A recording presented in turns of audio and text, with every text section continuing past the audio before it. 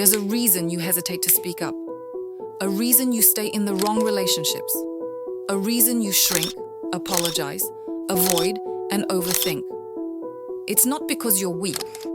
It's because you're controlled by fears you don't even realize are running your life. These aren't the loud, obvious fears. These are quiet, subtle. They disguise themselves as logic, politeness, ambition, even love. But underneath, they manipulate your choices, rob your confidence, and rewrite your worth. Let's break them open. 7 subconscious fears that control you every single day until you finally see them. 1. The fear of being disliked. You don't want to cause conflict. You want to be liked, respected, approved. So you smile when you want to scream. You agree when you disagree. You say, it's fine, when it's not. But here's the truth. When you constantly mold yourself to avoid disapproval, you disappear. People don't respect those who abandon themselves. You're afraid of being disliked. But in the process, you start to dislike yourself. And that's a far bigger loss. 2. The fear of not being enough. This one is ancient. It started when you were young. Maybe someone made you feel invisible or only praised you when you performed. Now, no matter what you achieve, it never feels like enough. You chase titles, followers, validation, not because you're greedy, but because you're terrified that without them you don't matter. The fear of not being enough keeps you overworking, overthinking, and overgiving in relationships that don't give back. Real worth has nothing to prove and nothing to chase. 3. The fear of rejection. You don't speak your truth. You don't make the first move. You hold back your ideas, your feelings, your needs, because deep down, you fear being cast aside. Rejection hurts. But you know what hurts more? Rejecting yourself every day just to be accepted.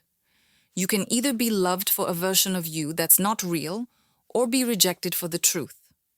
Only one of those paths leads to freedom. 4. The fear of being too much. You were told you're intense, too emotional, too ambitious, too loud, too opinionated. So now you dial yourself down. You censor your passion. You hide your brilliance, because you think being too much will push people away. But here's what you forget. The right people aren't afraid of your fire. They need it to stay warm.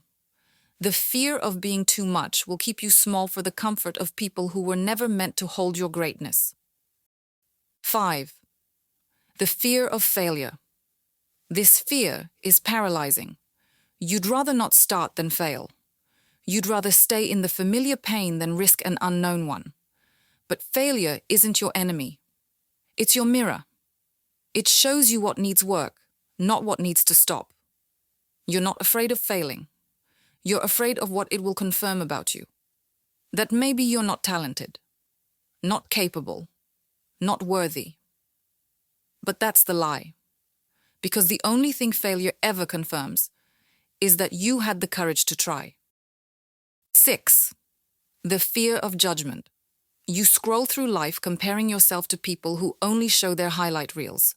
You fear being seen, not because you don't want attention, but because you're afraid people will see your flaws, your scars, your imperfections. So you curate, you shrink, you blend in. But judgment is inevitable. Whether you stay quiet or speak loud, whether you play small or go big, the question isn't, will people judge me?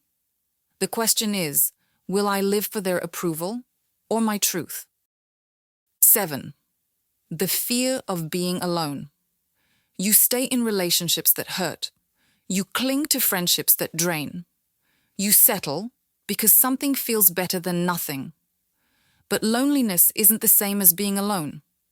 Being alone is where you find your voice again, your center, your power. You fear solitude because it forces you to face yourself. But that's exactly where healing begins. When you stop needing someone else to fill your emptiness, you stop tolerating those who only add to it. These fears don't scream. They whisper. in your choices, your patterns, your silence, but the moment you see them, they lose their power. Because fear thrives in the dark. And you are the light. So speak up, step out, let go. Stop making room in your life for what's been quietly stealing it. You don't need to be fearless. You just need to stop being obedient to fear. That's when you reclaim your life. And finally live it. For you.